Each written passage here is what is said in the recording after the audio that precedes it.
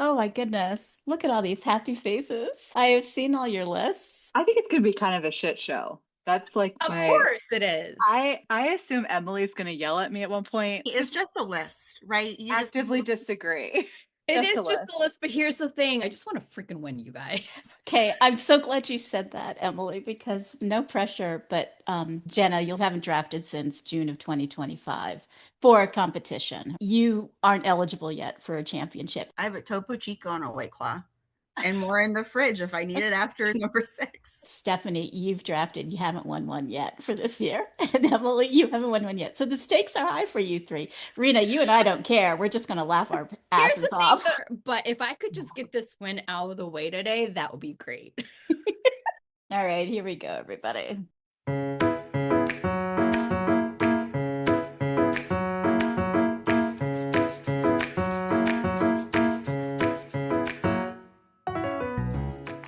Hi, everyone. Welcome to Hallmark Movie Drafts, the monthly podcast where guest panelists are all Hallmark movie enthusiasts who come together to debate, rank, and ultimately draft definitive top 10 lists of Hallmark movies. It's May, and this month we are finally doing a draft that has been in the works for 2 years. Sure, the topic started out as an inside joke, but then we quickly realized that there is a legit list of eligible movies for this, almost 50 of them, in fact, and suddenly we were no longer laughing. Some of us were questioning our life choices and our decision to actually be on the drafting panel for Don't Make Me Sing. That's right. We're drafting the ultimate top 10 list of Hallmark movies in which at least one of the lead characters has to sing during the movie. We're not talking karaoke, we're not talking group choir, we're not talking humming or whistling.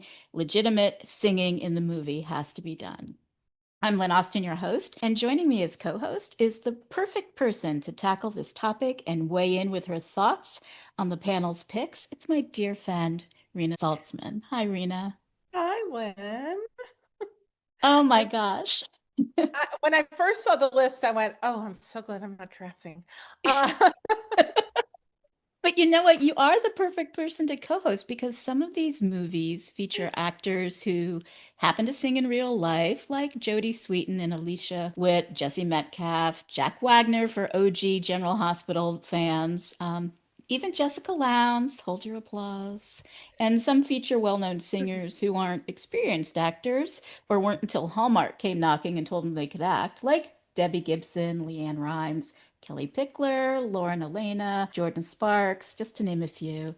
And then others feature Broadway musical stars who, thank God, can both act and sing. Those are people like Jordan Litz, Laura Osnes, Jenna Claire Mason, just to name a few. And Rena, this is why you're here. This is why you are the perfect person to get us through this crazy draft. For the listeners who may not know your background, tell everyone about your Broadway connection. so I've been working on Broadway and on touring Broadway shows since 1992. That was kind of my second career as it was. I started out in ballet. So I've been working on Broadway for many, many years. I have worked with a number of people who've been in Hallmark movies. None of the Hall stars we're talking about, I've not done shows with them, but past them, been in the same rehearsal studio or been near them, I will say, and have kind of 6 degrees of separation with a lot of them. And I told Lynn that this was absolutely my genre because I watch these movies that have people singing in them, particularly the ones that take place on Broadway or near Broadway, with some skepticism. You are fact checking everything. And that's why you're here. We can't Yeah, wait to hear, yeah, what's the reality on this, Rena? So, right. Rena, okay, so if you've not worked directly with any of the folks who are in these particular Mhm. movies, if you could choose any Broadway actor, male or female, to star and sing in a Hallmark movie who hasn't been in one yet, who would you cast? That's a good one. Oh, Adam Uh, Pascal. I have worked with him, and I think he'd be fabulous. He came and worked on Pretty Woman with us. He also did Chicago, but most people identify Adam with Rent. That was where he made his big mark. He's currently, actually, I'm going to give a little plug. He's currently doing a production of Jesus Christ Superstar at Patrick Cassidy's theater in Tennessee. Oh, So wow. I've been seeing a lot of posts because although Patrick would never remember me, I did work with him for 5 minutes. Adam and I are friends on Facebook, and Patrick and I are friends on Facebook, which really doesn't mean anything, but I see a lot of posts. Is this in Nashville, Tennessee, or where's? It's not in Nashville. I don't remember the exact location. All right, you're going to share all kinds of tidbits. You're doing the trivia round in a few minutes. You and I have exchanged our personal top 10 lists, which honestly, listeners, could not be more different. They couldn't be any more different, but oddly enough, there's one title on both of our lists, and it's in the same ranked position. I don't know if that's going to do anything for us with this panel, but we'll wait and see. So at least we have a little harmony at the beginning. I don't know if we'll be singing together at the end or not. Then we separate in a big way. In a big way. I think my list is very different from probably everyone's. I think your list is legitimate, and mine is like, what were you thinking, Lynn? I'm not going to surprise anyone. All right, let's introduce the three panelists, all of whom very quickly raised their hands to draft this topic. I'm not sure if one of you actually came up with the draft idea or not. I honestly don't remember because, like I said, it's been 2 years. So I'm just going to blame all three of you because if you hadn't volunteered, we wouldn't be doing this. That's the simple truth. So first up is a Hallmark Movie Drafts trailblazer who is the sole inspiration behind why I launched this podcast back in September 2022. The Andrew Walker edition with her Andrew Walker pillow. And today she is making her 8th appearance on HMD. She recently drafted the Andrew Walker versus Tyler Hines Cousins draft. She always brings her A game. No one makes me laugh harder with her hot takes. She truly lights up a room. She's the one and only Emily Petralia, aka Mrs. Walker. Hey there, Emily. Oh, hello, Lynn.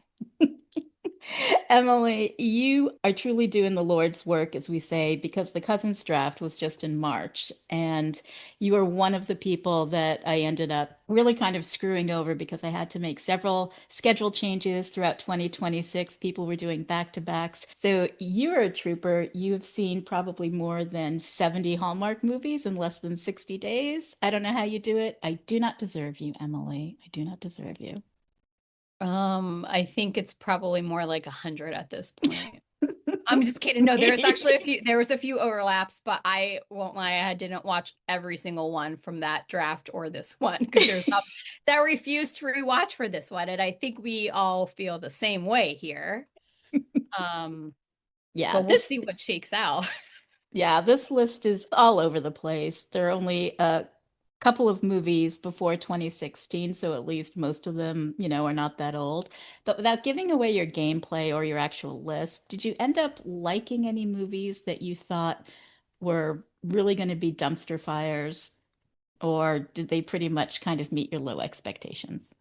They met the same expectation from the first time I've watched them. There was a few that I rewatched and I turned it off 30 minutes in and be like, why am I doing this to myself? So, yeah, that's how I got through a lot of movies because I didn't finish probably more than half of these. Good pro tip. That's a good pro tip. And you'd seen them all before, so it's Yeah. okay. Well, It's not okay. all of them. There's a few that I haven't seen before, but that was a doozy. I can't wait. All right. Well, listen, good luck today. You're coming into the match with 2 leftover veto overrides. I don't know if you'll be able to use one of them or even both, but here you go. Daniel Thompson did actually use both of his veto overrides. Daniel Thompson from the Deck the Hallmark podcast in April's Tracy Andreen draft. So it can be done. But I think being able to choose your position for the trivia round is going to be really important to you. So good luck. I hope that none of the questions are about movies that you didn't get a chance to. Oh God, I hope not. I think Rina is going to be really hard on us. So we'll see how that goes. Yeah, don't let her smile fool you. She comes across as sweet and charming and low-key, but there's killer instinct in there, I can tell. Next up is Dr. Stephanie Purcell. She's a hardworking member of the HMD production team. Every month, she puts together the synopses for the eligible movies. I don't know how she does it, but I would have absolutely nothing to say if she didn't. So maybe she's going to cut back a little. I don't know. She's here, and I don't know, Stephanie, out of everyone, you could probably come up with a top 10 list without watching any of these movies. Did you get through all of them? Well, here's the thing. When I didn't remember there was singing in all of these movies, so I had to rewatch or at least find where the singing was in in the movie. So just the fact that I'd seen a lot of them before doesn't actually say a lot. You're another person that actually was impacted by, changing schedules and everything throughout all of 2026. You filled in for February's Best Kiss draft. So, another subjective topic. This topic, you're doing Don't Make Me Sing, where you have degrees of singing as well. It's also kind of subjective. What do you think about these really subjective topics? Would you much rather be doing something that's really cut and dry, like Wes Brown, how many movies, that kind of a thing? So every time I do one of these subjective ones, I think, why am I doing this? These are so hard. But then I remember the Wes Brown draft, and that also was challenging in a different way. So I think they're all a lot of fun, but I think our lists are probably going to just be all over the place because I have just no idea what we're all thinking about in regards to how we're deciding to rank these movies today. By the way, I like your HMD logo headband there. I think it looks really, really swank.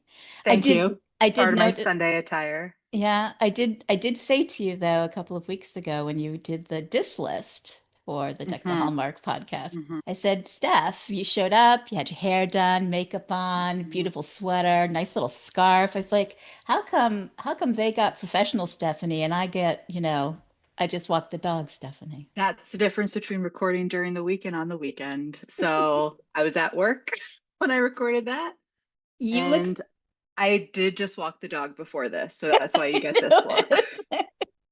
You look beautiful in both ways. You're like, Well, thank you. you're like the HMD Barbie, all different outfits, still look the same. All right, That's funny. You can cut that. maybe I will. I don't know. I might clip it. I might just clip it for Instagram. All right, listen, if you could pick any singer and put them in a Hallmark movie who hasn't been in a Hallmark movie and paired them with a Hall star, who would you put together? Singer and a Hall star. Great cue. Ooh, okay. So I also love musicals and Broadway, and I've seen many shows over the years, not like Rena, of course. And I've seen one show with the original cast, and that was Mean Girls back in like 2019, I think. And I became a huge fan of Ashley Park that day.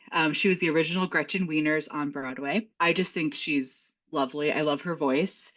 She's also in Emily in Paris for all the people who watch that show. I think she would be great in a Hallmark movie. She would be over the top. I feel like she'd have a little bit of like Jonathan Bennett vibes, but like Yeah. a better actor, um, in my opinion. And I love Jonathan Bennett, but I think that's kind of the vibe she would bring. And so, and then I would want her to star across Rachel Lee Cook because I think Rachel Lee Cook always has queer vibes. And I think they would balance each other because she's kind of like a little bit more of a chill vibe, and Ashley is not. So, You should be a casting director. Those oh, two sound great. I have so many talents, Lynn. Just, plug me in. All right. Well, listen, you're coming into this match with A a veto veto and and two overrides. So you actually really do have to make a decision about what you're going to cut because pretty much no matter what you end up with, you're going to have to get rid of something. So you think about that, Missy. Okay. All right. So okay. last but certainly not least is our third panelist who truly epitomizes the phrase taking one for the team because over the course of the past year, she vetted all of the movie titles that we threw at her that even faintly had any kind of singing in them. And she was building this list, the one that I think Kate Baca might have started maybe 2 years ago. She watched all of them to see if they were truly eligible as we continue to narrow down the parameters. Talk about dedication to the craft of the draft. It can only be the 2024 HMD champion, Jenna Colosi. Hey, Jenna. Hey, Lynn. The day is finally here. All of your It hard is. work. I know. I don't have to look at these titles anymore, or this list. It's a good day. How many of these did you end up rewatching? Did you have to rewatch any of them, or did you just watch them once and call it a day for the I vetting? re I rewatched them because the last time I watched them was a year ago, um, when I was unemployed. That's why I was able to, to watch all like 70 something movies. I'm so grateful for your unemployment at that time, and I'm really I sad that you've know. got a great job now. I'm so sorry. Our loss is your gain. Exactly. So yeah, it was a year ago. So I rewatched them. Oh my goodness. So you actually haven't drafted since June of 2025, the Rachel Boston draft. And actually, shout out Rachel Boston. Happy birthday. She was birthday girl on May 9th, the day before we're recording this, which is Mother's Day. So happy Mother's Day to everyone. And I think that was the match where you got all 10 of the movies from your personal list onto the final top 10 list, right? Yes, through the chaos and the phone flipping, I did get my whole list done. And I had completely forgotten that until the Tracy Ann Dream draft when Dan got all 10 of his. And I told him he was the second, but he's not the second. He's the third. You were the second. So it's Jen Bliss, you, and Daniel Thompson. So in 5 years, only three people have managed to do that. I think I can confidently say this is probably not going to be a draft where a fourth person is going to get all of their movies on the list. I'm gonna have to agree with you on that one. And I think we all agree with that statement.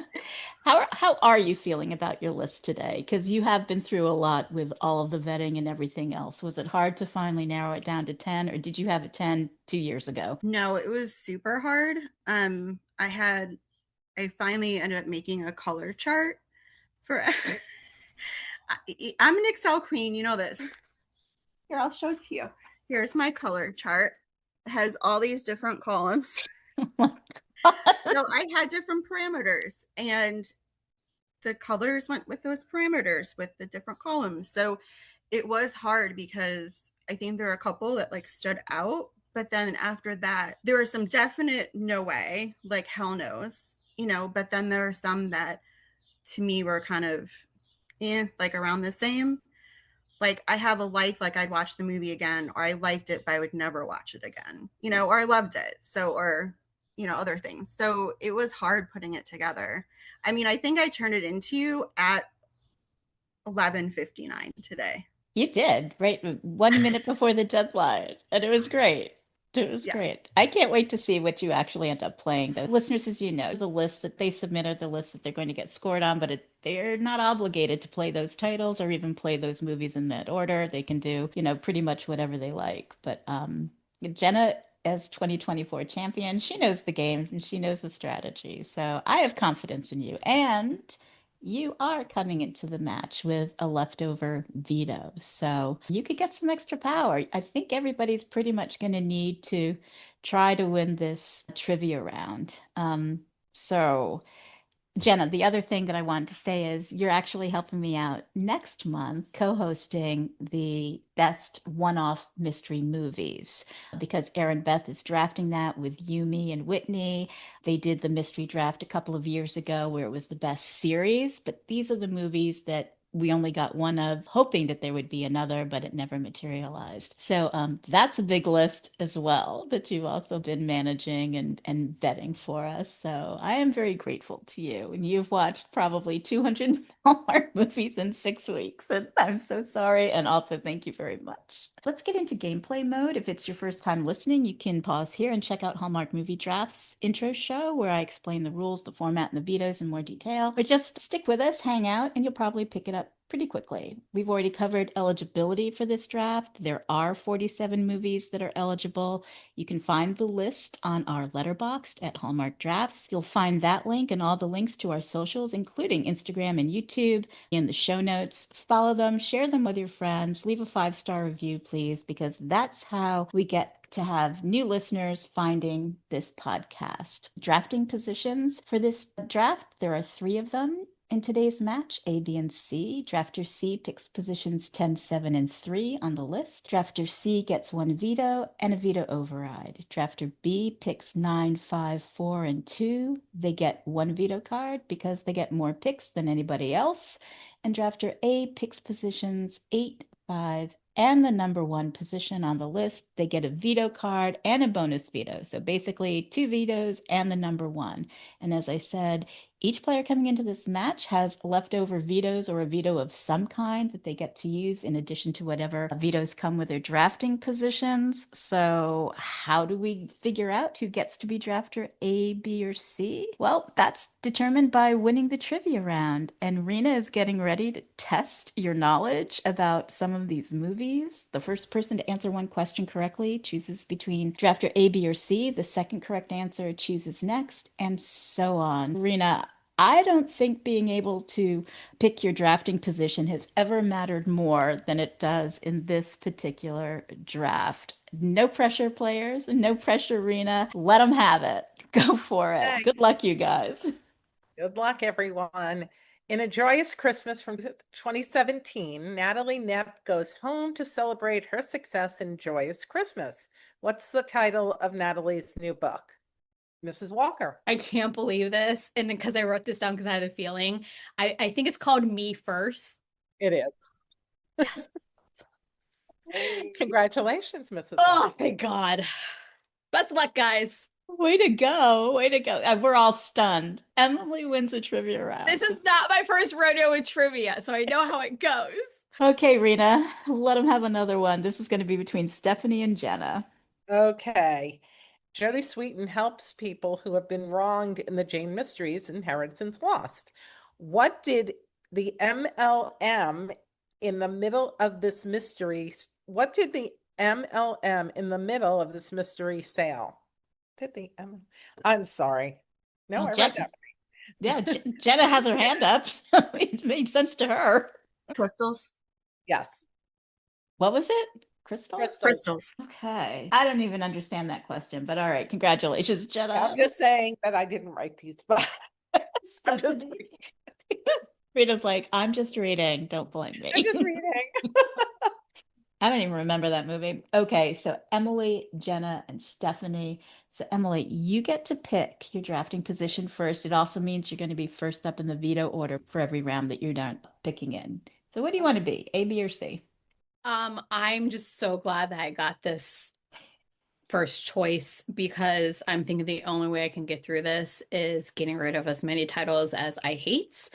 So I'm going to take drafter A. Emily is going to go for drafter A. So she gets picks 8, 5, and the number 1 position. She has 2 vetoes that come with that position, and she's got her 2 leftover overrides. So there you go. You've hit 4. That's the max. So you are good as it is. Jenna, would you like to be drafter B or drafter C? B, please. Jenna is going to be drafter B, so she gets the most picks. She gets 9, 6, 4, and 2. That comes with 1 veto, and she's bringing in a veto from her earlier match. And that means Stephanie is drafter C. She's going to kick off the list. She gets picks 10, 7, and 3 on the list. There's a veto, 1 veto override. She's coming into the match with a veto and 2 overrides. So Steph, you have to get rid of something. Do you want to get rid of a veto? This is a really tough decision, but I'm gonna Yeah. have to get rid of a veto override, I think. Are you today. sure? Are you sure Yeah, that's what I you want think to do? so. Okay. Yeah. Maybe I'll actually get to play one today. So Stephanie's going to end up with basically 2 vetoes and 2 overrides. So that is the state of what's going to happen. And we're just going to get started. Good luck, everybody. Everybody wants to win this one. But Stephanie, you're going to start things off with number 10. What's it going to be? Oh gosh. Okay. So for number 10, I'm gonna go with Making Waves, which has Holland Roden and Corey Cott. So I think this may be the first Hallmark movie where they're trying to save a doc. And I think that makes it pretty exciting. So this movie though, it's about like a music festival. She's trying to sign like a certain band. She doesn't know that the band's lead singer is this guy from her hometown, all that kind of stuff. I felt like the music in it in particular was pretty good. It had kind of the Lumineers sound, which made it kind of fun and a little bit different for Hallmark. I don't feel like there's been a lot of that sound on the network, in my opinion. So I just thought this was like a cute movie. Nothing too exciting though in it, which I unfortunately feels like kind of the theme with some of the movies in this draft. But Really, Stephanie, right out of the gate? You're going to start there? that's what I'll say. It's the first movie where they're saving a doc, and I think that's great. Yeah. And just to be clear, she's saying D-O-C-K, not Oh duck. shit, sorry. She's saying duck. No, I'm saying you're not saying saving a duck. It's saving a duck, an inanimate object. Yeah, you're fine. I have nothing more that I can add to this aside from the fact that it's from 2023 and Terry Ingram directed it. It's got great music. It's got a good cast. Holland Roden is no slouch. There is a music festival, as you said. And if you're particularly passionate about whether or not docks should be saved or torn down and rebuilt, then this is the movie for you. That's my thought on it. And Emily, I don't know. You're in Chicago. Do you have a lot of docks there? Is there a lot of passion Yeah, I'm around on Lake this? Michigan, Lynn.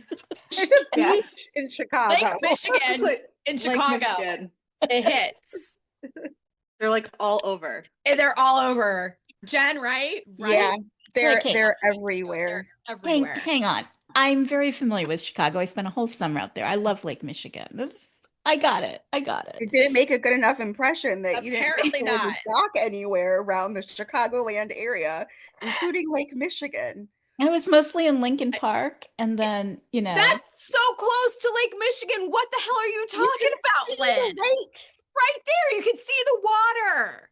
I know. I didn't see There's any a yacht docks. club right there. Well, you do have to walk. I saw Wait. no docks. I If saw she no wasn't docks. near the water, she wasn't seeing Lake Michigan. Oh my Let's give her a little God. grace. No, it was Lincoln Park Zoo, the whole Which is thing. right on the off the water. That is true. Hey, all right. Okay, I'm sorry. Boy, I'm sorry I'm getting Save really the feisty docks. already, but it's the All wine talking and it's only 20 minutes into this thing. I don't know, guys. I'm sorry Let me that I talk brought up about- docs. Let me Definite. talk to you about making waves while we're at it. So this movie is all about music, obviously. It bothered me that we didn't get the whole entire song until the end because that song is a bop. And Corey Cott, holy moly, is he good looking. We need him in more movies. The kiss at the end is great. I know that's not a kissing draft, but that chemistry is all there. Holland Roden's fantastic in this. I'm glad the doc got saved. Oh, spoiler alert. And I agree with Steph. This was also my number 10. Oh my goodness. So Bonding I'm all over in for this docks. one. No Wow. way. Yes. That's fun. I can't even. Jenna, what do you Yes, think of this ma'am. movie at number 10? Is it going to stay? You going to veto? What are you It's going to do? gonna stay because while it's not on my list, it was my number 10 at 11:45 this morning.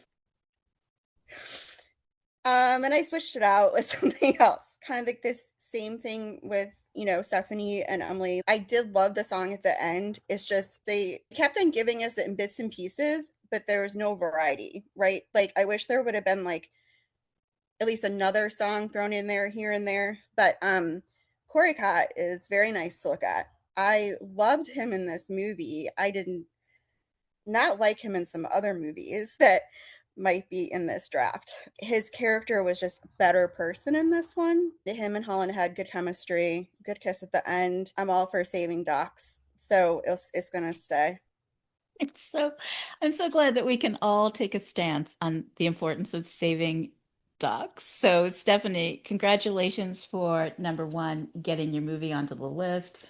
Number 2, scoring 2 points for yourself and for Emily, because you both divulged that it was your number 10. And number 3, for just raising awareness about the importance of saving dogs. It was a spoiler for most people, I'm sure. But I think it was worth it because it's important to raise visibility about that. Jenna, you are up next at number 9.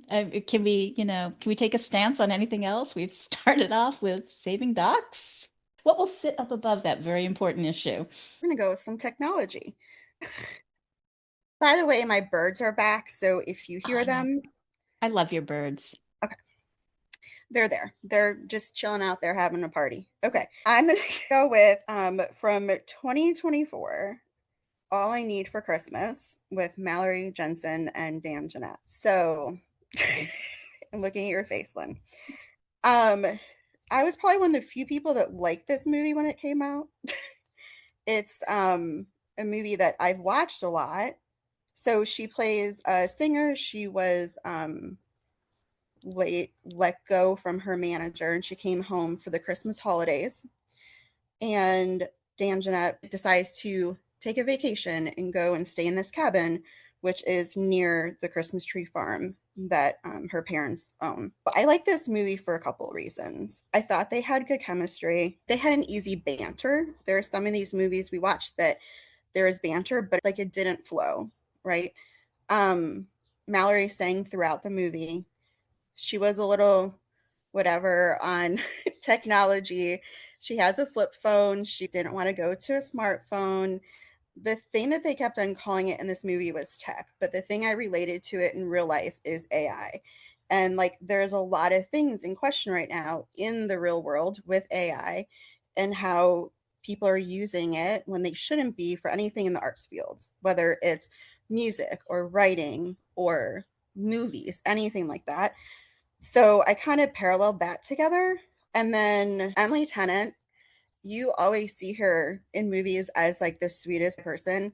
And she played a really good bitch in this movie. She was a very good bitch. And it happens to have Hudson Williams in it for a little bit here and there. So, I liked it before the Hudson factor.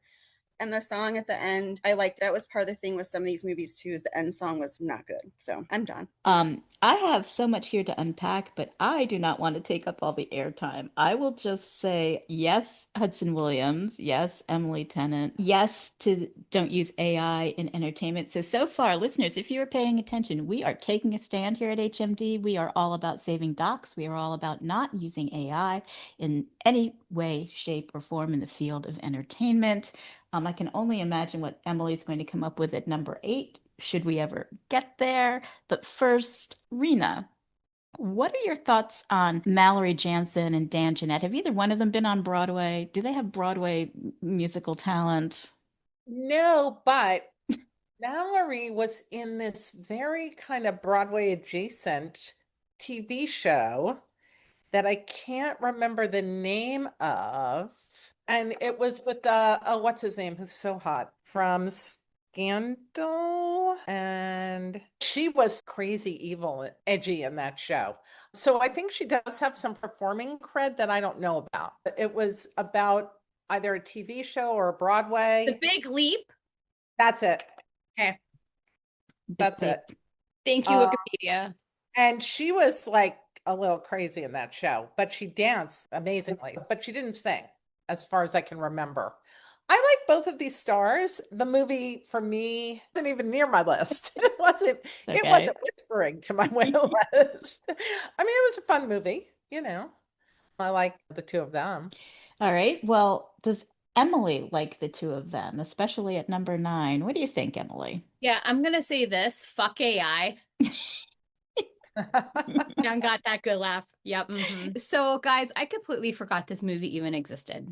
Then I watched 10 minutes of it and turned it off, even though I knew that our dear friend Hudson Williams was in it. He's not a friend. I think he's my friend, but he's not. I do like Mallory Jansen. I like Dan Jeanette, or however you say his last name. And that's all I got, guys. So, my dear friend Jen, I'm so sorry, but I have to veto this. All right, we have this is a rough one. Veto of the match. Throwing it really early, but it's okay. I came to play. Yeah, we came to play. All right, Jenna. We stand in solidarity about, the whole AI thing and the Hudson Williams thing, but we need a different movie. What are you going to play in its place? What about Steph? She's got an override. Oh, that's right. Emily, thank you so much. Oh my God, and it's staring me right in the face. Did I not show you my list? It says override, override, override, override. Stephanie, don't humiliate me. Are you going to use the override now that, I've paused here? I'm going to leave it in the edit. I'm embarrassing myself as a bad host. Let's hear it. Say those words, override. I may have two overrides, but I'm not. I'm going to let the veto stand on this one. Fine. So I don't mind this movie. It's fine. I think I actually agree with a lot of what Jenna said, but I really want to save those overrides for my top movies. For a cause that you can really feel passionate about. All right. Well, you got some applause from Rena. All right, Jenna, we do need another movie. What do you think? I'm gonna go Perfect Harmony with James Denton and Sherry Som. Okay. So James Denton was actually in a few of these movies. This one he was the lead and sang a lot. Sherry Som sang a little bit here and there.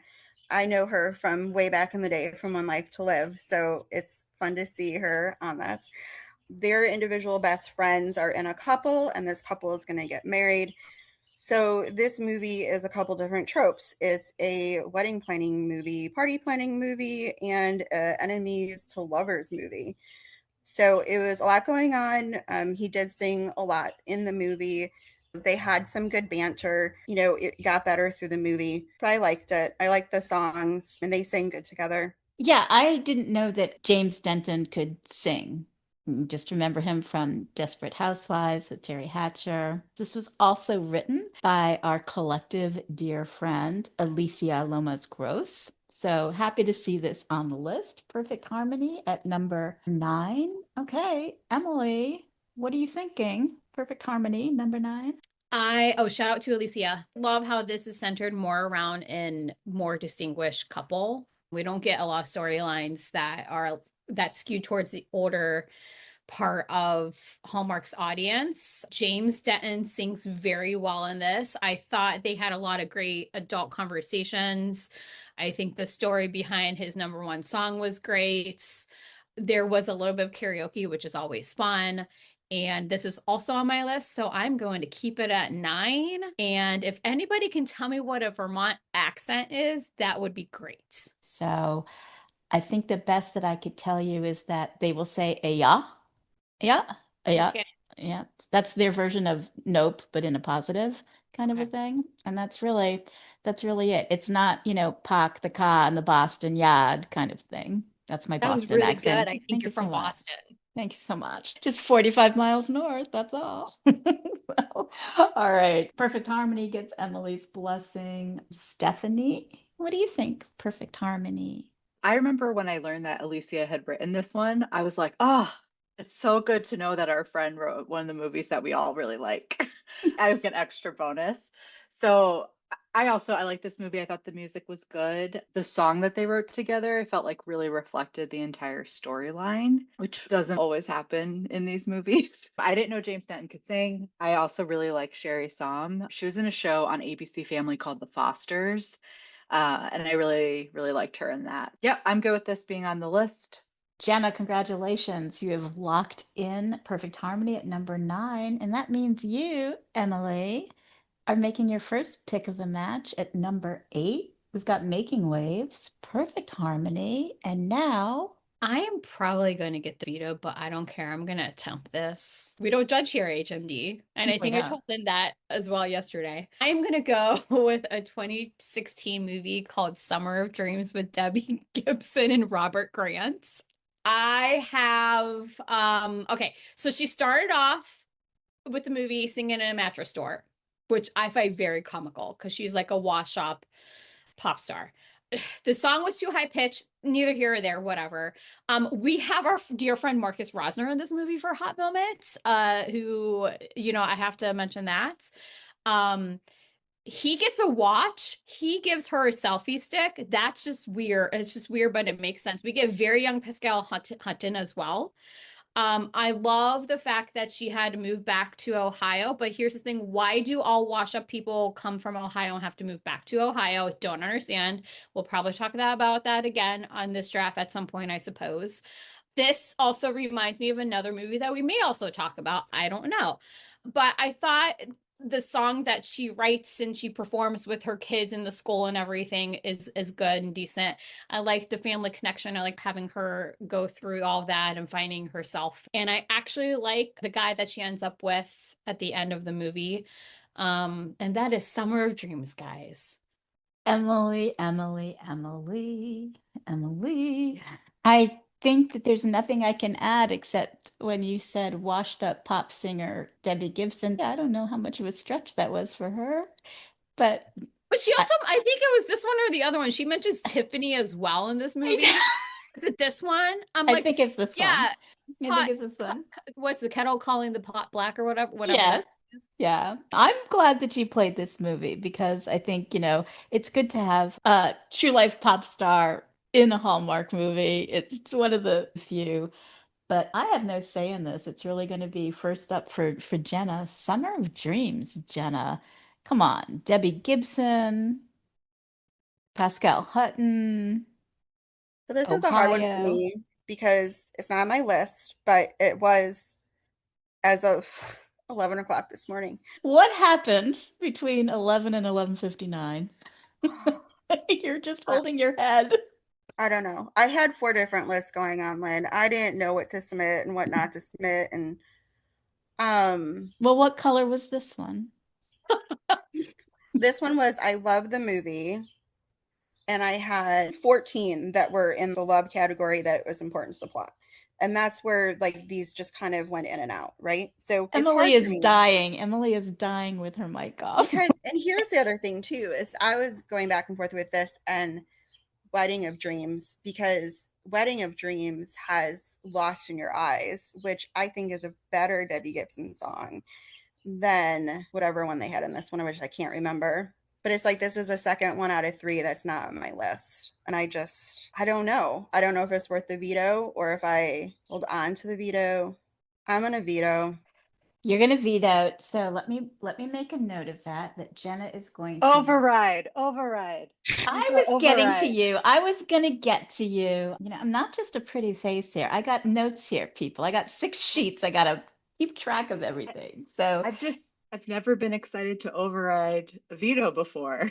so veto by Jenna and override right out of the box Steph, I knew why I loved you. by Stephanie. And now Stephanie is going to disclose something that I know, but I don't think Emily knows. Why did you choose an override on this, Stephanie, very specifically?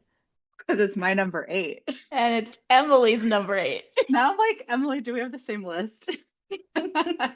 I feel like we probably don't, In but this case, we may have a pretty darn close list. I'm like, how can we not have Debbie Gibson on the list? Well, and that's where I was at. I flipped my phone and my phone led me in the wrong direction. So Yeah. my phone usually causes chaos, and I just overall liked this movie a lot more than the second one, but yeah, I was like, we have to have Debbie Gibson. This was one of the movies that I've never seen, and I watched for this. And I'm like, I have to Same. watch it because it's Debbie Gibson. yeah. Mhm. I'm like, it's the 80s queen.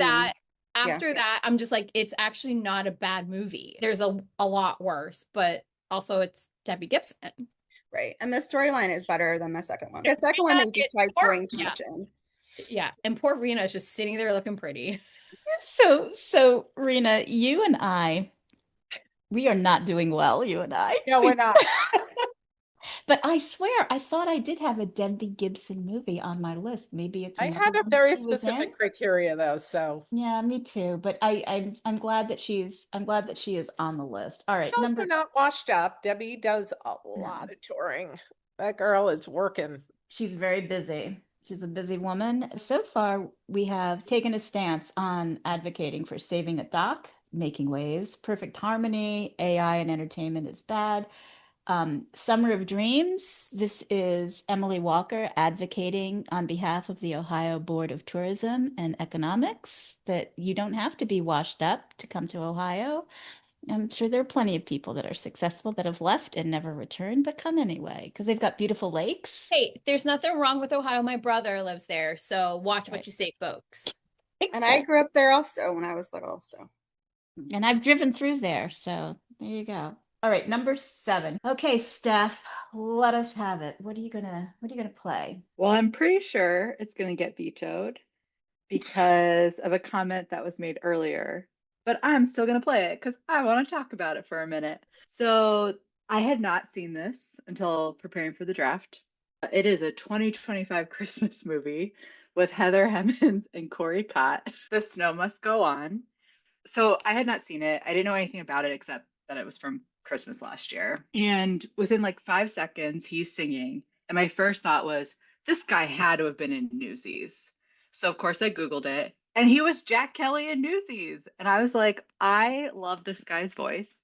Um, and his character's a little awful in this movie at times, but he redeems himself a little bit. I love high school production type movies, the group that's trying to learn how to be better performers. I just think that's such a fun thing to watch. And I think also because I would have loved to be one of those kids. I have none of the talents to do any of that kind of stuff to perform, but it's always like something that was I always loved. I think Heather Hemmons is good. I just thought it was a fun movie overall, and I like the music a lot. All right. Well, we will run through the circuit, and then I know after everyone has cast their votes, I know that Rena has particular thoughts on this movie. So, for the record, it's 2025. Corey Cott is Isaiah. Isaiah last appeared on Broadway almost 10 years ago. To escape the city and reevaluate his life, he visits his sister and teenage niece in upstate New York for the holidays, but his Yuletide respite is interrupted when he learns that Aurora's high school may have to cancel their annual Christmas musical because they can't find a director. So Isaiah jumps in, and while the curtain rises on rehearsals and the Christmas Eve opening night fast approaches, Isaiah finds some Christmas surprises of his own. So that's the full storyline. Stephanie is playing it at number 7. Emily, you're first up in the veto order. The Snow Must Go On. Does it really have to? So if this is the first time you and I don't agree. It was a brief love affair. It flamed out. I cannot stand this movie. This Corey versus Making Waves Corey's two completely different Corys. I didn't even realize they were the same actor. Heather Hemmons deserves better. You only have one veto left. I know, and I only have one veto left. And that's where I'm torn because it's so early and we go through this all the time, but we're getting close to where the movies that I really want to be on this list may not be on this list. Oh dear Lord. You guys, I literally wrote I cannot as my It's like roulette. It is You like gonna play roulette, it? and I think I would rather have this on the list than All I Need for Christmas, and I'm gonna save my veto for this time, and Rena's gonna kill me. So Emily's going to save her veto. This is a very smart move. I would have done the same thing. Jenna, it's really up to you. The Snow Must Go On. You only have one veto left, too. What do you think? Is this going to stay on the list at number 7? Because this list, listeners, as a reminder, even though these are individuals playing, the final list reflects the entire panel. Best top 10 Don't Make Me Sing Hallmark movies. Jenna? So here's the thing. I love when this happens. I do too. I think I'm going to be going from my last draft I did, which I got my whole list on, to a draft that I'm going to get nothing on. Because I'm at the phase of you do you boo, right? So there's only one movie on our list that was a fuck no. Everything else, I'm like, this is such a broad list and so many opinions, and we're all different. And I only have one veto left. I don't want to blow it on this movie. This movie is horrible. This was a hell no, color coded yellow. he is not a good person in this movie. He sucks. He's bad. The morals behind it are wrong. He's doing this to high schoolers, which is not a good situation to be in. There's just no words in this one. You can always pull a Bran and override yourself or veto yourself, which you won't do. But this is going to stay. This horrible movie. I guess that's our 7. It's staying on the list. I think Steph was trying to take our vetoes too. No, so I like genuinely like the music in this one, and that was why it made the list. But that's the thing too, is the high schoolers did most of the singing in this movie. You had his opening number in the beginning. You had his one-man reindeer, whatever he was doing. Which is a stupid bit. Right. But he didn't really sing the whole rest of the movie at all. And he was a major a-hole, even from the beginning, where he didn't go to his friend's engagement party, which coincidentally, I have to point out that from Santa Summit, they had 2 characters in Santa Summit, Stella and Freddie, in this as Cindy Santos and his friend that he blew off the engagement party. Only someone who had to watch like 150 Hallmark movies in 22 days would pull out that Santa Summit. That's a deep cut. Yeah, I would rather have Santa Summit on this list, even though I do love this movie, but that deserves to be on this list more than this stupid movie. It's staying on the list. Rena, I know you have thoughts on this. I do, and I'm sorry, I'm actually agreeing with Steph. I feel so vindicated and validated. I don't hate this movie. I don't hate this movie. You know, I first of all, like, I know that part of the criteria was the star singing and all of that, and he didn't really sing that much. He was somebody I actually kind of could picture in this. Like, I know people like this, right? Shocking. Do you? I love the kids. I thought the kids were great. I usually really hate theater related stories where they don't do it well, and I'm usually screaming on the discussion on the Saturday night or whenever we watch this. But I actually didn't hate this movie. I'm shocked. Actually on my list. And Stephanie's going to be hear your list then, if after all of this. Oh, well, I'm sure we're not going to agree at all. Just the fact that you've basically validated Stephanie's choice is, she's going to be impossible. She's just going to be impossible. Great day. Enjoy it while it lasts. Jenna, number 6. Let's try to make up for number 7. No pressure. Yeah, it's not going to go any better. So I'm about to play a movie that I think will get vetoed because people are going to think it's too low. So here's my opinion on it. The lead character, one doesn't sing, one does sing, but when they do sing, it's not a full song in the whole movie, and it's only 2 parts where it's half a song. The movie itself was good.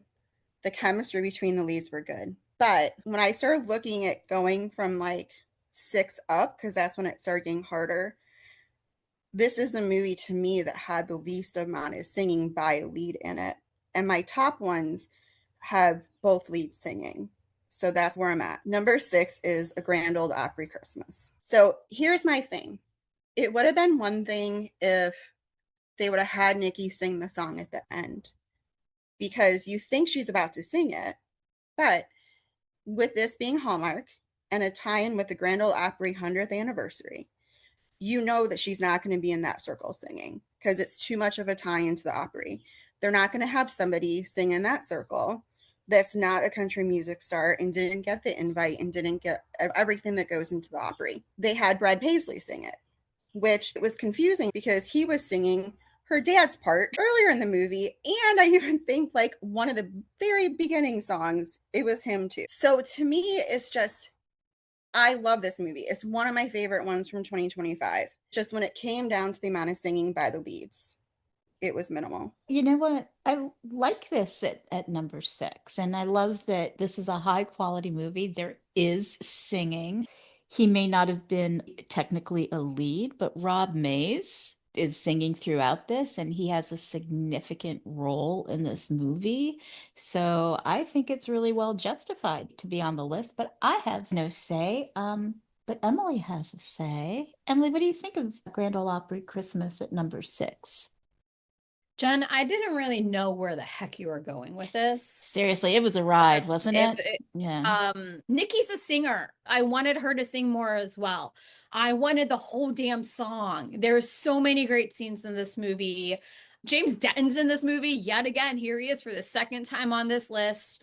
The script's great. The movie's great. It is one of my favorite ones. I was upset that both leads didn't sing, but Nikki did sing a little bit. Her and Rob Mays, when they have that scene by the fire pit, perfection. I really like this movie. It's in one of my top 5 from last year. And I agree with you 100% on everything you said. I will keep this. I'm also keeping this because this is also my number 6 pick. Shut up. I know, but it's a good pick. I would be remiss if I didn't say that this was written by Tracy Ann Dreen. We just had her on the show last month. She had 3 movies that came out last year. This is a time travel movie, which is one of my favorite tropes. I sobbed throughout this movie. This was ranked number 8 in the top 2025 Christmas movies draft, and it was ranked number 3 in the Tracy Ann Dreen draft overall. So between 8 and 3, halfway between that is 6. Math is hard. I stand by it. So I think it's a good slot for it. Stephanie, what do you think? A Grand Ole Opry Christmas, number 6. I also love this movie. I think it's great. I would have loved for Nikki to sing more. I mean, she was in the Mickey Mouse Club, so And a girl group. and a girl, like, I would have loved for her to sing more. It's great that's on the list. I also had on the list. It was not my number 6, sadly, so I do not get 2 points. I'll just get 1. One thing also with this movie and why, even though Nikki doesn't sing a lot, where I think it's good to have it on the list is there's so much good music in the movie. There's just so much throughout and so many different stars sing. Overall, it's a good representation for the list. Rena, what do you think of this movie? You and I are just so happy that this movie is on the list, aren't we? What did you think of it? You've been to Nashville, I think. Did you say you've been to I have Nashville? been to Nashville a Yeah. number of times. I've been to the Opry. It's Yeah. wonderful. I love this movie. Every single moment of this movie, I was just crying at the end. It hit me in so many ways. I always think when people are like, we don't get the whole song, and if I don't remember what, I think it was all original music, but I'm not 100% sure. But sometimes you have to pay for an amount of music you can put in a show. So that's why sometimes you don't get the whole song, right? Yeah, exactly. I didn't have it as high as 6, but I loved that this movie was on. Good job, you guys. Good job. So we are just about at the halfway point. All right, Emily. Number 5, quick state of the list. Making Waves at 10, Perfect Harmony at 9, Summer of Dreams at 8, The Snow Must Go On at 7, at 6, A Grand Ole Opry Christmas, and at number 5, what's it going to be? Knowing that I have this pick and one more left at number 1, I'm going to shoot my shot here. This may be controversial, but I also feel like that was my last pick as well. I am going to go with a 2015 movie with Autumn Reeser and Jesse Metcalfe called A Country Wedding. When I first thought about this draft, I was like, oh, wait, what's that one Jesse movie? Because I knew he sung. I'm not the biggest Autumn Reeser fan, but I loved her in this movie. I love how they reconnected. I thought their chemistry was great. The music was great. He's not the greatest person in real life. I can contest to that. I met him actually way back in the day when he was on Passions. Lynn's face right now. I'll have to tell that story after we're all done. And then he was at Christmas Con this year and he is completely different person, but that's mainly just because he's more introverted now. Anyways, I digress. It was a decent movie. I don't think it's too cheesy. And there's animals. There's horses. I love you, Mrs. Walker. My list counts for nothing. This is my number 1 movie for this list. I don't care what you think. I like it, but I don't know if it's worth number 1. I watch this movie anytime it comes on, and now with Hallmark Plus, I can watch it anytime I want. I think the girlfriend in this, Catherine, has the worst frozen Resting bitch wig. face. Yeah, resting bitch If face. you do a draft about bad wigs, Oh, I was gonna yeah. say, her wig was horrible. It was Well, here we horrible. go. Here we go with She's another also a topic. horrible person in this movie too, but She's you know, bad. She is not totally about her. bad. No, I this had to is Google great. her to see what her real hair was because I'm like, this is right off the bat It was bad. so bad. But I love this movie. Absolutely. Emily playing A Country Wedding at number 6. Jenna, what do you think? Bad Number wigs 5. aside. Number 5, excuse me. What do you think? I like this movie. I had never watched this movie until I vetted last year because I wasn't a big Jesse person. He was in all those mysteries, the Martha Vineyards ones. He just didn't click in those for me. So I just kind of have avoided a lot of his movies just because Passions and then Desperate Housewives, to me, that's what my brain goes back to. And it's just the Martha Vineyards one. I'm a mystery girl, and those were just a hard watch. But I really like this movie. I was totally surprised that I did like it. I liked him and Autumn together. They had really, really good chemistry. Their kiss in the bar was really good. Steph, you can correct me if I'm wrong, but I think this was one of them that was on your draft for best kiss. Okay. I liked how they played the plot of the movie was she had no intention, right? Like it was they were just good friends. There was nothing sinister, there's nothing bad, there wasn't a huge whatever. But as you're going through it, you see how he didn't know Catherine's favorite this and this and this, but yet he knew Autumn's, right? And they hadn't seen each other since they were a teenager. It's those little things I think that just added up that made me actually like this movie. So I'm gonna let it stay. Jenna's gonna let it stay. I liked her outfit as they were heading off to the bar, and she's got her sundress with a jean jacket, and then her reaction when they're dancing and feeling the feels and stuff. There's a lot to love about this. And Autumn Reeser's character is really sassy and very straightforward. So we'll see what happens. So Jenna says, yeah. Stephanie? Sorry, I started laughing because Emily started making a face. I think she was trying to tell what I was going to do. I'm definitely vetoing this movie, and I'm sorry to all of you because you all like this movie. I will tell you, I did my top 15 to 20, and then I didn't rank after that. The movie's fine, but I just think there's a lot better music in other movies that are better. Oh, so Stephanie threw a veto down at a country wedding that Emily played. I Can also I just don't like override that? Jesse Metcalf. Yeah. So, Jenna doesn't have an override. She only Can has I a be veto. Emily's proxy for one of her overrides? Stephanie once again crushing my dreams, even though it doesn't matter Stephanie, for this this is twice list. now. Yeah, it was a short It relationship. was yeah. really Yeah, it's it bad. started But really great, Emily, Yeah, but it it's started great. done. Now we're turning rocky, and I think we're only 2 weeks into our relationship, and now I yeah, think we this have ship is broken up. over. This ship has sailed. Ship has sailed. All right, Emily. But you know what? You could play it at number 1, Emily, and make my day. It's not going to happen, Lynn. So sorry. No, I know.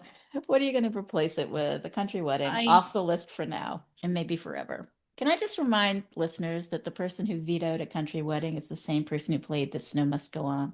Yeah. Yeah, I'm proud to. Thank you.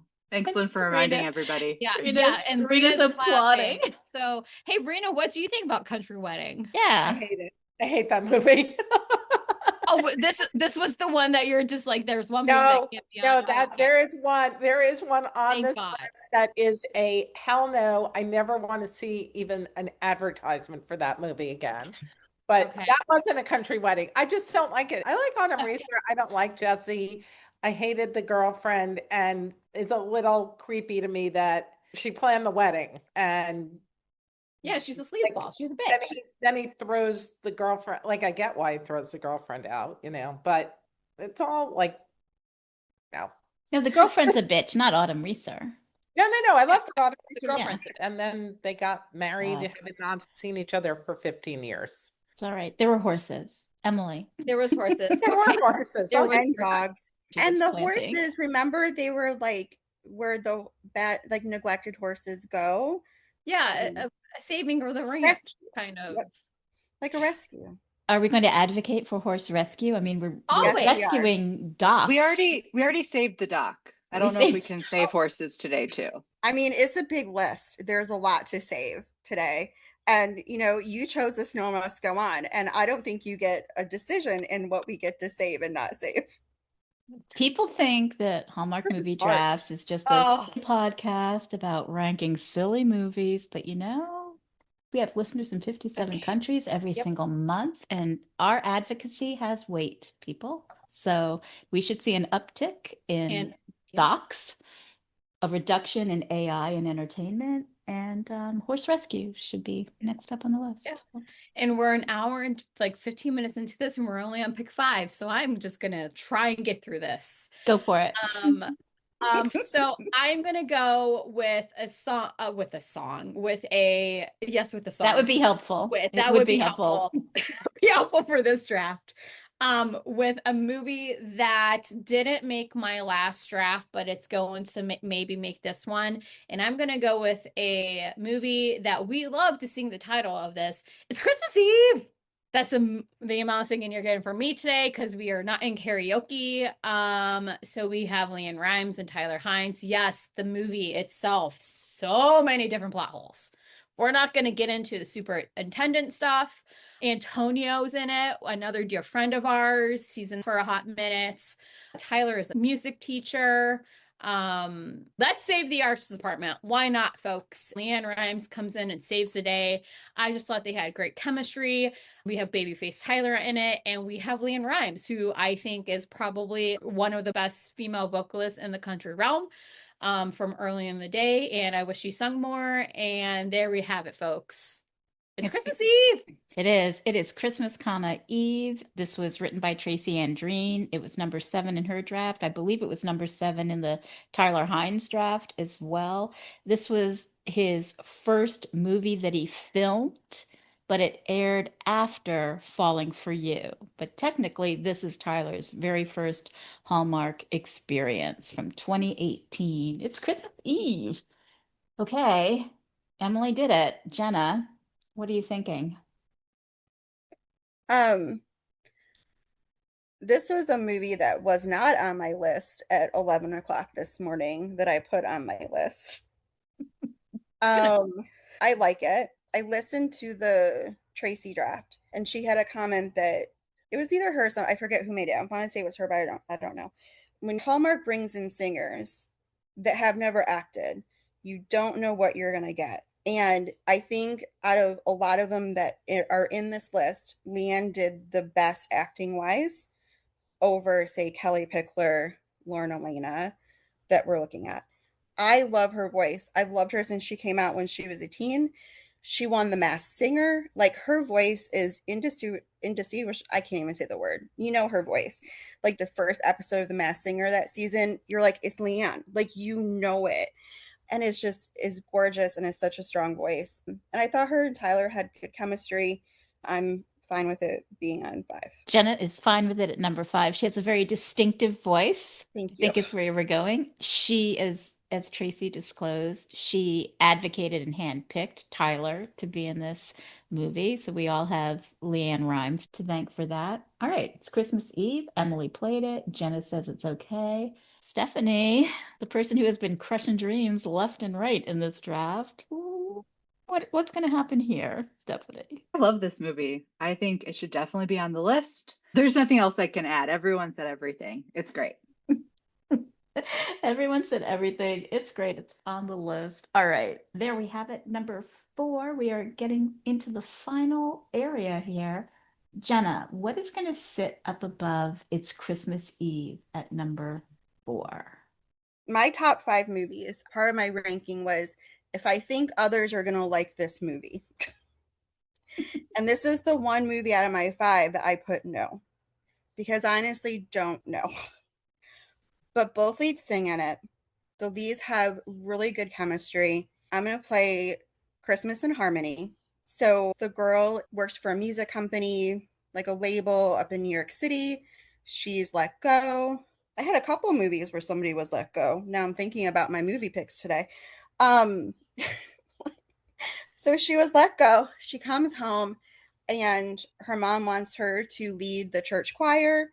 The choir director that got himself hurt, they can't direct, chose the lead Kyle. They're exes. She thinks that he left her at the airport and didn't follow her in New York. But it's not until later in the movie that you find out the whole story. I don't know why somebody would be carrying 20 lemon meringue pies in their hands, but that's my what the hell in the beginning of the movie. Because how do you not expect to drop 20 lemon meringue pies if you're trying to carry them at the same time? Other than that, I really liked the movie. They had good chemistry. They both sang through it. Michelle Williams from Destiny's Child was in it. She sang at the end. It was a very Christmassy movie, and I just really liked it. It is really Christmassy. So 2021, Ashley Murray is Harmony, Luke James is Kyle. Harmony is tricked into auditioning for the holiday chorus, directed by Kyle, an ex-boyfriend, by Christmas Eve. And they could be harmonizing in the key of love. But those pies, Jenna, I don't know. I'm going to wish you luck with this one. Christmas in Harmony at number 4. Emily, do you like lemon meringue pie? I do. It's actually my It's top my pie favorite. One of my ever. favorites. Give me pie over cake any day. Seriously. And lemon meringue is my number one. Yeah. This movie is just so boring. Yes, Michelle Williams in it. They have great music in it. Loretta Devine's in it. She's fantastic. I will get to my reasoning in a moment, but her mom is having a conversation with her in a grocery store on speakerphone. Speakerphone conversations that- everywhere. And that's one of my pet peeves. I know that's one of my pet peeves. It drives me crazy. Anyways, that is not the reason, but I can't. This movie is so boring. It cannot be in the top 4. I'm sorry, Jenna. I have to veto this. Emily is using her last veto I'm using my last veto. on this. Okay. I may regret it, but I can't. It's okay. Stephanie, do you want to use a veto override on this? Absolutely not. This movie's terrible. I will say the music's really good in this, but I wrote, do not care about the plot. Male lead, also really terrible.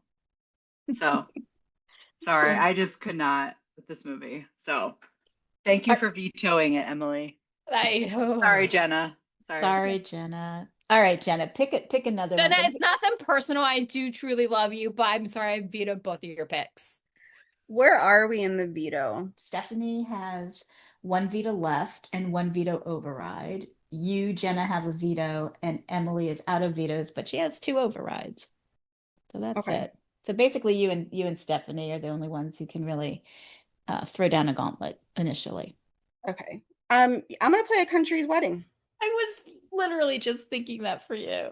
Jenna is going to play A Country Wedding, a movie that got vetoed at number 5 that Emily had played. So A Country Wedding, is there anything that you want to add to that we Nope. didn't already say? Nope. She takes a nice swig. Emily, you are out of vetoes, but I can only imagine that you're okay with it because you played it, right?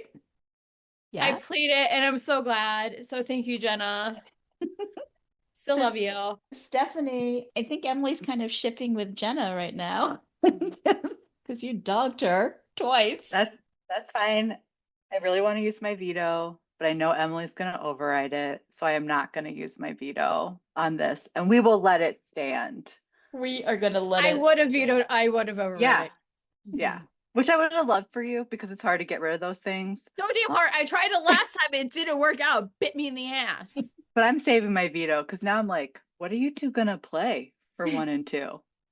I think this is great. All right. Well, before we get to 1 and 2, we have to get to number 3. So that means Stephanie, it is up to you. This is tough because I really want Emily and Jenna to play my 1 and 2 because my 3's already been played. It's already on the list. So I'm going to go with a movie that both leads sing. This was actually a movie that made me really like both of these Hallmark stars a lot more. And that is Country at Heart with Jesse Schramm and Niall Mater. I really like the music throughout. I really like the storyline with them. I like that Niall Mater's he has this feud with Lucas Bryant, who's the big star. It's a really fun movie. It's a great watch. I can't remember why I watched this. Oh, it might have been for the Nile draft, but I remember liking it a lot more than I thought I would. And it was one that I rewatched because I was like, I think there was a lot of singing, like more than just one opportunity. And they sang multiple times. Anyway, I really like this movie. So, Country at Heart, number 3. Making a bold move, Country at Heart at number 3. Who doesn't love Jesse Schramm? Who knew Niall Mater actually could sing and play the guitar in real life? But we knew as of 2020. So Emily, you can't do anything about it, but what are your thoughts on Country at Heart? Okay, I would rather take this movie than Christmas in Harmony or The Snow Must Go On. But she's just really bad in this movie. I think she's really bad. Lucas Bryan is top notch. It's fine. I think Lucas is the better singer of the three. That's fine. I didn't buy the love story. I don't think it was needed. Yeah, I can't do anything about it, but it is what it is. Jenna, you can do something about this. Does Country at Heart deserve to be at number 3 in this list? Again, I'm in the you do you boo phase of my life in this draft. But coincidentally, this was my number 3. I liked it the more I watched it. I hadn't seen it until I vetted. I agree with Emily. Jessie, in the beginning, she was very annoying. And I felt like she didn't act her age a lot. Her song that she sang in the very beginning, I know it wasn't Jessie herself, right? But the song was horrible. And just how she came off and how they wrote the character, I did not like in the beginning. By the end of the movie, I was good with it. Again, we didn't need the romance. And when they started to try to ship her and Lucas Bryant, I was like, ew. I didn't Google it. I normally do, but it looks like a huge age difference between the two. And I was like, I can't do this. And Lucas is, I think this is his 3rd movie. He was in 3 in this draft that qualified. Yeah. He is a good singer. I wish I kind of got a little bit more of him, but I understand he's not the lead. So yeah, I'll keep it. Of course you'll keep it. Why will you keep it? Because it's my number 3. That's right. You get 2 points. So, all right. Yay. Yay for Jenna. This is great. So that brings us to number 2, Jenna, for you. So let me give a quick state of the list and then you can tell us what you're going to offer up. So at 10, we have Making Waves, 9, Perfect Harmony, 8, Summer of Dreams, 7, The Snow Must Go On, A Grand Ole Opry Christmas, 5, It's Christmas, Eve, at 4, A Country Wedding, at 3, Country at Heart, and at number 2, Gonna go with Just One Kiss from 2022. I really like this movie. So with Just One Kiss, their chemistry was really, really, really good. I like the storyline. They both sang in it, him more than her, but she still, like, I think she sang in 2 songs. This is the movie that a lot of people didn't realize that the moms were dead until the end of the movie. Lynn, you're pointing to yourself. But for me, this movie goes fast because it's a fast-paced movie. The dialogue is quick. I honestly had to laugh because she plays a English lit professor and she's teaching a romance class, and how she goes off on romance in the beginning and then towards the end of the movie to the point where her best friend has to pull a fire alarm so her lecture ends. It made me laugh because, we're all like that. We don't do that at work, but or we shouldn't, but we all do that in life to our friends. So I just thought it was a really cute movie. I bet Stephanie does it at work. That's the vibe that I get from her. I don't know. Yeah, just one kiss. I think Bran and I were 2 of the people, Bran from Deck the Hallmark podcast, were 2 of the people that didn't realize that the moms were ghosts. And I'm not ashamed to admit that, although it was glaringly obvious, I guess, in retrospect. This was number 4 in the Nina Wyman draft, and this was ranked number 7 in the Best Kiss draft. So, I think I know what Stephanie might do, but before we get to Stephanie, I would love to hear your thoughts, Emily. You guys, I'm kicking myself in the ass right now because when I sent Lynn my list this morning, I was like, something's off. Something's off. Why is there a whole entire row missing? You guys, this was my number 2 on my original list. And I'm looking through my list, something's wrong. She put a different movie down for number 2. Yeah, and when I reordered my list this morning, I'm like, what? There's something wrong. I could not figure out what the hell it was. Oh my God, I'm so pissed at myself right now. It's okay. Oh my God, no, I love this movie. I love this movie. Yes, the moms are dead. It happens, you guys. Unfortunately, it sucks. But the kisses are great. We have 2 Broadway stars. God, I'm so pissed right now. absolutely saying, God damn it, I lost my 2 points because I just now realized that was missing from my goddamn list. Stephanie. Well, That's all we get. Stephanie could veto it. You never know. Can't she veto it? She's not gonna veto it. Yes, you can. Stephanie, what do you think of There's this? Just one kiss. there is no way in hell I would veto this movie because it's also my number 2. And Oh. I played it on the best kiss draft at number That's right.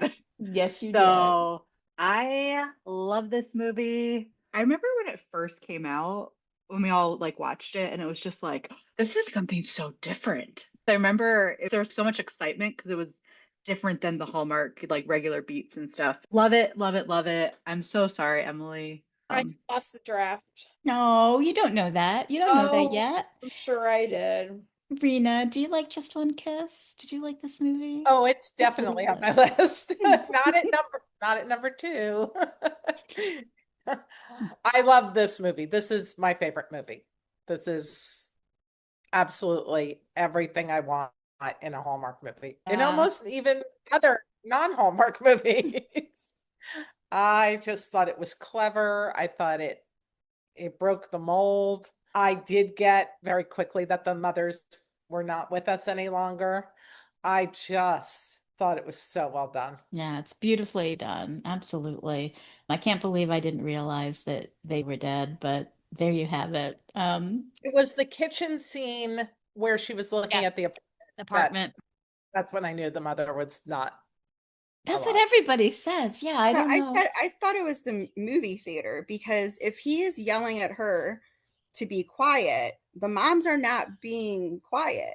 The No. moms are being loud in the back. So that's where, to me, I knew that they weren't there. I don't think I remember like realizing that they were dead. And I think I learned when I listened to Duck the Hallmark. So if that tells you anything, I think I was just like in it and wasn't thinking They about walked it. I was into just a golden light, like a white light. listen. You like Snow Must Go On. I'm gonna give this to you. Listen, we all watch differently.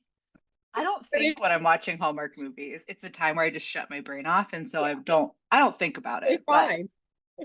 in rewatching, it is very clear that Yes. the moms are not there. It I is. just didn't pick up on it. If you don't get it by the time he's trying to talk to his mom in heaven when he's laying on the couch, just like a therapy session, there's something wrong with you because that's the second time it's blatantly obvious. And poor Lynn is laughing hysterically. But I'm telling you guys, like it's so freaking obvious after that point. Hey, Lynn, Yeah. when did you Yeah. figure it out? Since you were, Yeah, Rina, Lynn you didn't said that figure you out were till she alone. listened to the It took me podcast. listen to the podcast. I didn't Even Yeah. though at the end of the movie they say, "Oh, my mom would have loved you," and they both say it, And they go into a white light. and they go into a white light. No. I think I might have maybe I checked out at that time, but I remember thinking that Dan and Bran were doing a bit about them being dead. And then Dan was like, "No, for real, Bran, you didn't see this?" And he was kept going on and harping on, and I was like, "Oh shit. No, they were really." So, and then when I watched it again, of course, it was like, how could I not have seen it? But you guys, believe it or not, we are at number 1. So we've got Making Waves at 10, at 9, Perfect Harmony, at 8, Summer of Dreams, at 7, The Snow Must Go On, at 6, A Grand Ole Opry Christmas, at 5, It's Christmas, Eve, at 4, A Country Wedding, at 3, Country at Heart, at 2. We locked in Just One Kiss, which made some of the drafters very happy. And Emily at number 1. What are you going to play? Who knew? Who knew be you? Who knew be you this Christmas? Who knew? Who knew? Second time I've sung on this podcast. I mean, if you guys didn't realize, this is a Don't Make Me Sing podcast. We have 2 Broadway stars singing a very catchy song. I love Jordan Litz. I'm obsessed with him. Fiyero, please. And now he's in London playing Fiyero. Yes. It's great. His cousin is batshit crazy and stupid. I love this movie. I watch it every single time it's on. It's just pure perfection in my eyes. And who knew? knew? Who knew? Jordan Litz is easy on the eyes. You've got Jenna Claire Mason is in it as Violet, Nina Wyman script. You cannot go wrong in this at all. And I think all three of you are going to be very, very happy. But for the record, let's start with Jenna. What would you like to do about this movie? Anything? I'm gonna leave it, but I hate this movie. I hate it. Brad ruined the movie for me. So when I rewatched it, I muted whenever he was on because I could not Fair. handle the character. Fair. Jordan, very nice to look at. And John and Claire, like, they're really good chemistry. I'm gonna be straight. Like, Brad ruined the movie for me. So the only way for me to make it through the movie was to mute him. I put this at number one because it's the movie that makes the most sense. You have two Broadway stars who are incredible, have great chemistry. And this goes back to like the Nina draft where I swear something was said that she didn't write him like this. Like something changed in the process. Yeah. I remember, Lynn, when you posted on your IG and I didn't have it on there and we communicated and I'm like, he ruins the movie for me. I mean, so the way to get through this and enjoy it is to mute him whenever he's on screen. Keeping it because I put it my number one because, again, it's the movie that makes the most sense to be number one. It's not my favorite, but it is my number one. I'm glad that you put it your number one. This was ranked third in our top 10 Christmas movies of 2024. Jeff Beasley directed this, and there's going to be a Jeff Beasley draft this year. I think Bran from Deck the Hallmark podcast is one of the drafters in that. So that's going to be wild. This was also ranked number 2 in the Nina Wyman draft. So I'm glad that you got it at number one. So far, that might give you 2 points, but Stephanie has the final say in this one because it was Emily's play. What do you think of A Carol for Two at number one? I think it's the perfect movie to be at number one. It's funny, I'm a big fan of both Jenna Claire and Jordan. I actually saw him as Fiyero, but I didn't know who. And then because I saw him and then this came out, it's like the timing was close because I remember I was like, oh my God, I just saw him. I love this movie. I think the song is a bop. It gets stuck in your head. It's an earworm for sure. I remember when I watched the movie the first time, Brad annoyed me. And then when I rewatched it, and I don't know if it helped that I had heard the draft and like heard more about it, but like he just didn't bother me as much. I think I was just so much more focused on the other characters. So I love this. It's great at number one. Amazing, you guys. It was all of your number ones, all 3 of your number ones. But Rena, you have a connection to this movie too, don't you? Ooh, there's actually a third Broadway star in this movie. Charlotte D'Amboise is a very old friend of mine. And I was so excited when she was cast in this movie. And I was like, oh my God. She's fantastic. Yes. Yeah, she's totally. brilliant.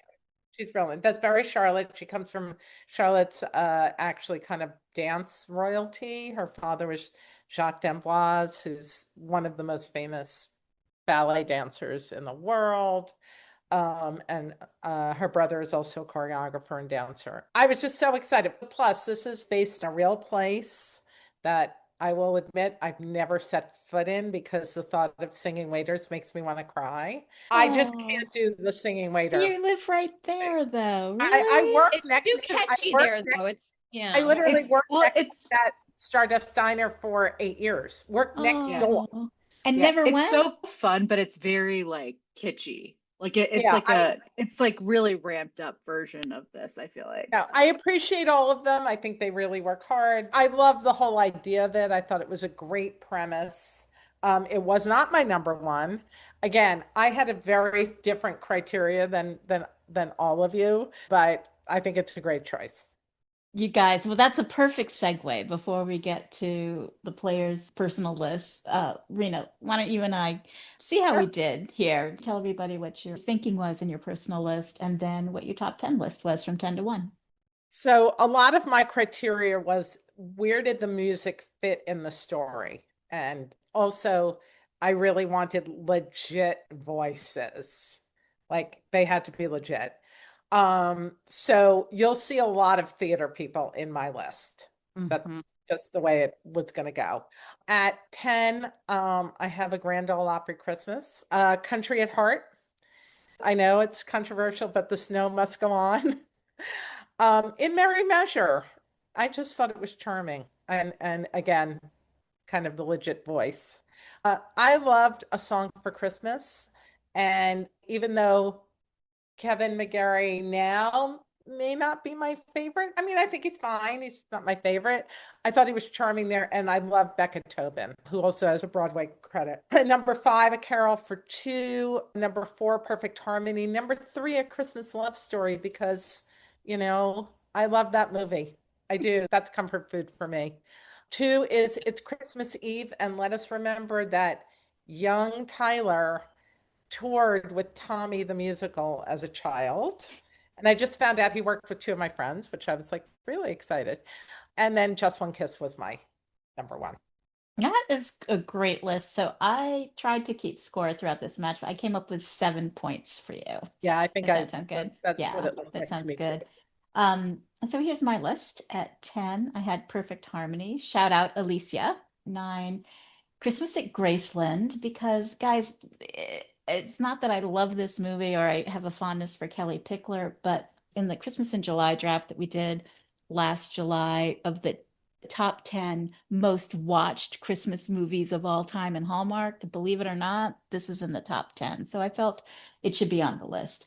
At 8, In the Key of Love. At 7, In Merry Measure. 6, It's Christmas, Eve. 5, A Carol for Two. 4, A Grand Ole Opry Christmas. And my 3-1, I am not entertaining questions, comments, or criticisms. At 3, The Real West.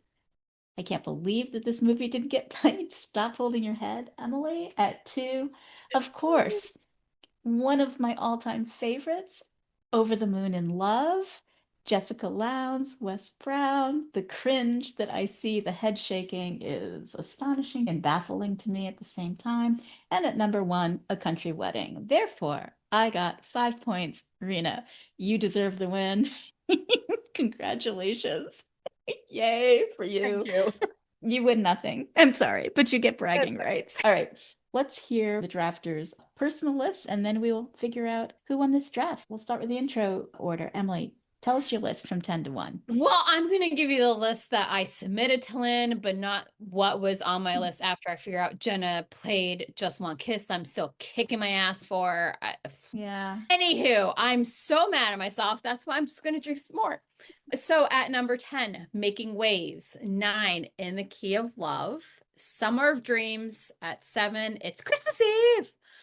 6, Grand Ole Opry Christmas. 5, Perfect Harmony. 4, Country Wedding.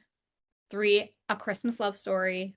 2, In Merry Measure. 1, A Carol for Two. Can you believe In Merry Measure wasn't played?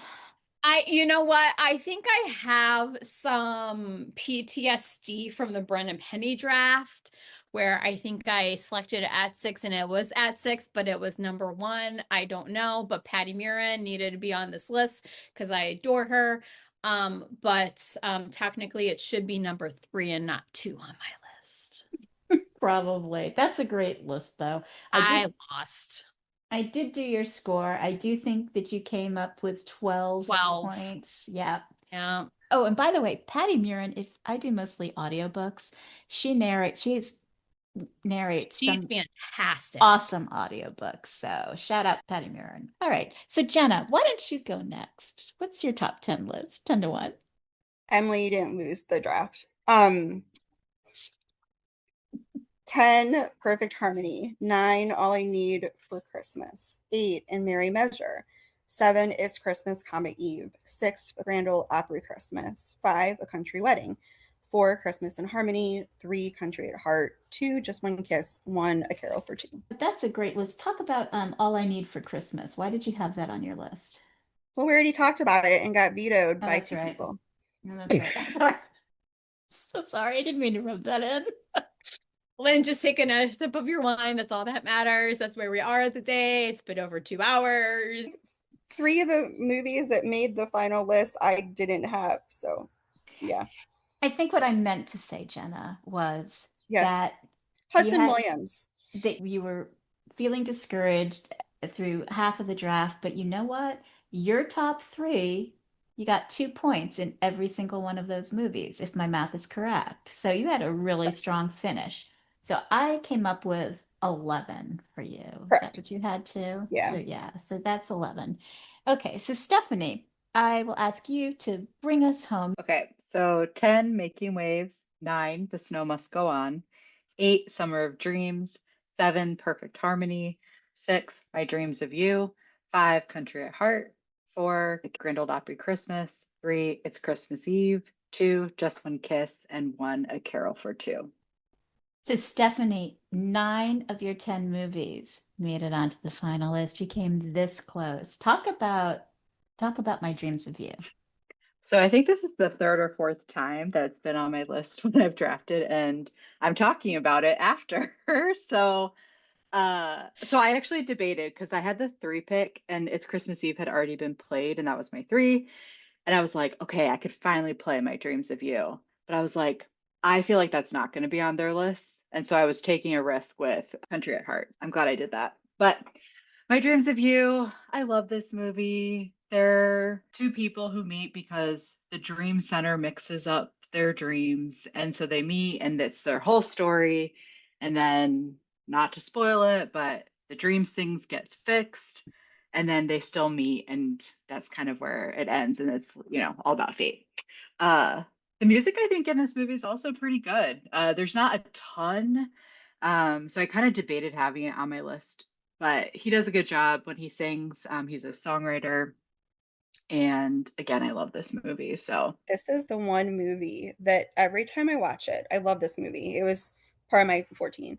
That every time I watched it, I still yell at the TV at the end for them to like talk. Like after everything's yeah, gone down, it doesn't matter how many times I've seen it, I'm still yelling at my TV like Allura is like on her side watching everything happen. I love that movie as well, but I don't think there was enough singing in it for it to be in the top 10. It was like my number 15 because of that. And that was one of my Yeah. factors of like when it was getting That's towards the list is there wasn't enough. The movie's that's so fair. unique. I haven't seen it before. So keep on playing it, Steph. Yeah. Just not on this. maybe one of these days. Maybe the next time. We're going to have a My Dreams of You draft, and that's just going to be that movie. 10, 10, 10, 9. Yeah. I'm just gonna go Yeah, up. can finally Okay. get played. Or movie about dreams.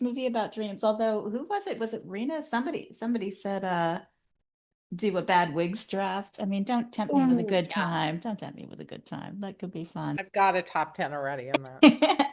It'll come as no surprise, Stephanie, that you won with 13 points. Mrs. Walker lost by 1 point. If you had submitted that other list, yeah, We would have tied. you would have tied. I know. But you guys, what a close match. 11, 12, and 13. Really, really well Which done. Yeah. is pretty surprising given the topic. I can't remember the last time I had like 9 movies get on. I'm very surprised. You almost did it. You almost did it. You almost did it. I was getting close. It's so hard, but I said this in the chat. And I think, Lynn, you've joked about going back through the chat and stealing things, or this might have been to you. I don't know. But like, I'm like, only 6 of these movies really deserve to be on this list if you think about it. Yeah. The rest is just a crapshoot. So I don't know. You guys did such a great job. Stephanie, congratulations. This means that you are eligible to compete in the 2026 Hallmark Movie Drafts Tournament of Champions. Just absolutely unbelievable. Coming up in June, we have the best one-off mysteries. This is what I mentioned earlier in the show. These are the mystery movies that seemed like they were going to become part of the mystery movie wheel or mystery series, but nope. Hallmark had other ideas. So far, they're only standalones. We've got 3 really passionate drafters. We have Erin, Beth, Yumi, and Whitney. They'll be battling it out just as they did in last year's mystery series draft. They're all experts on this topic. And Jenna, My other mystery girl is going to be co-hosting with me. So it's going to be a lot of fun. It's going to be murderously dangerous drafting for sure. All right, you guys, once more for the final time, here is the definitive top 10 list of Don't Make Me Sing Hallmark movies as drafted by Jenna Colosi, Dr. Stephanie Purcell, and Emily Petralia, aka Mrs. Walker. Here we go. At 10, Making Waves. At 9, Perfect Harmony. At 8, Summer of Dreams. At 7, The Snow Must Go On. At 6, I can't believe you won the draft with that pick, Stephanie. That 1 point. Oh my God. That's what did it to you, Emily. That's what did it. The Snow Must Go On. Don't remind me. At 6, Listen, Rina approves, so I feel like I did a good thing with Rina's approval. So Screw Excel. At 6, A Grand Ole Opry Christmas. At 5, It's Christmas, Eve. At 4, Country Wedding. At 3, Country at Heart. At 2, Just One Kiss. And at number 1, everybody had it on their list who was drafting, A Carol for Two. Great job, everybody. Let's all say bye. Save the docs. Save the dogs. And don't use AI in entertainment, okay? And the horses. And the horses. The horses. Ew. Go to Broadway shows, people. You're Yes. missing out. Go to Broadway shows. Hallmark Movie Drafts is a monthly production. Like the show? Leave us a review. Spread the word. Help Hallmark movie fans find us. Follow the show at Hallmark Movie Drafts on Instagram and subscribe to our YouTube channel. Stephanie Purcell creates the movie synopses using descriptions from IMDb or Hallmark.com as a base. Kate Baca, she creates and vets the list of eligible movies and manages our Letterboxd account called Hallmark Drafts, where you'll find the movies for each show, as well as the final top 10 lists and the panelists who drafted them, so you know who to blame. Erin Rempe and Jackie Finestone help with special projects. Erin Bass-Surmak, she creates the trivia round questions, and along with Stephanie, Kate, Erin, and Jackie, provides additional creative, research, and hosting support. Me? I'm Lynn Austin. I'm the showrunner, producer, and host. I staff the panels, manage the show topics, the production schedule, and the HMD socials, and edit and publish the podcast. Special thanks to the Deck the Hallmark podcast double-deckers who share their passionate opinions on these Hallmark movies that we love, or maybe not love, so much. See you next month.